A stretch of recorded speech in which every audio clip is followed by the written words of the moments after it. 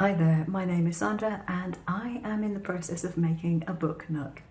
So I have made this piece of furniture, this chest of drawers to go in there, and I thought you might like to see how it's done.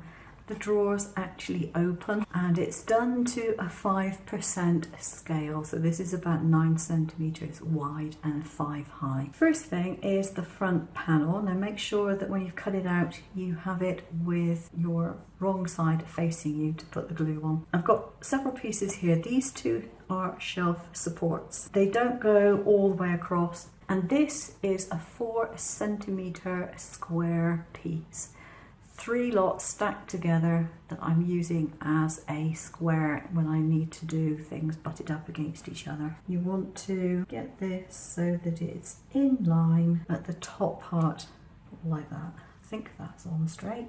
The bottom one doesn't have one because there's a base.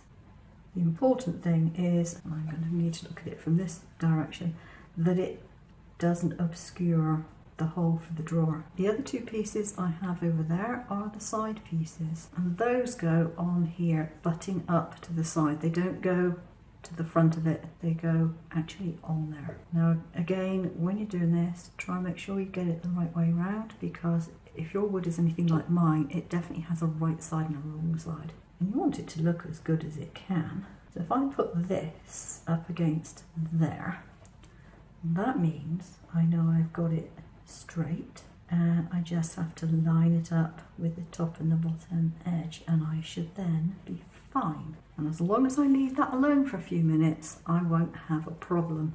Now the other thing you might notice is there aren't any other bits around here, and I've kept the rest of it on the bed of my laser cutter, which is to my left. The reason for that is because in the file I named things, but obviously when I cut it out, I didn't want to waste the space by scoring the names of the bits. And because they are all rectangles and things, it's very easy to get them mixed up, and I didn't want to do that. So I've kept them in place, and I can always refer back to my file on the computer to work out which bit is what, because I know where they were put. One tip I will give you is that when you're doing this one, keep something like a piece of paper or something underneath your work area on the laser, underneath your honeycomb or whatever, because if you've got dust and bits in the bottom, which you might have if you've been doing various things, these are going to get a bit lost. They are very tiny. These are the knobs of the drawers, but they're very tiny. They go through, 9 times out of 10, they go through the honeycomb, and they can be difficult to find. The next piece to go on is the back, so this is relatively simple to work out because it's a large piece and there aren't any other large ones. This has had a few minutes, and okay, it's not completely set, but it's getting there.